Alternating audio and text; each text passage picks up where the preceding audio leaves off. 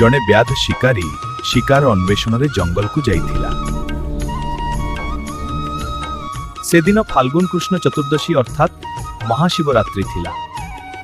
किंतु शिकारी ए विषय जानी नथिला। शिकारी को खाद्य न मिलिबारु से दिन सारा उपास रे रहिथिला। राति होइबारु हिंस्र जंतुक भयरे से एक बेलगछ ऊपर को चढ़ी गला। सेही गछ मुड़े एक शिवलिंग थिला।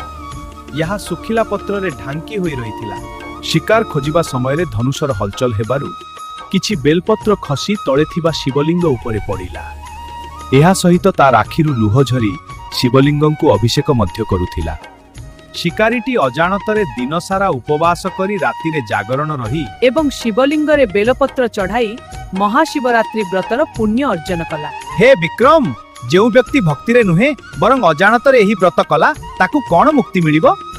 जदि मो प्रश्नर उत्तर देई परिबुनी मु मो गछकु पळेइबी।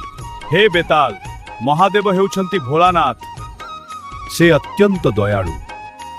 जेपरि अजाणतरे नियाकु छुईले हाथ पड़ियाए सेहीपरि अजाणतरे हेउ पछे।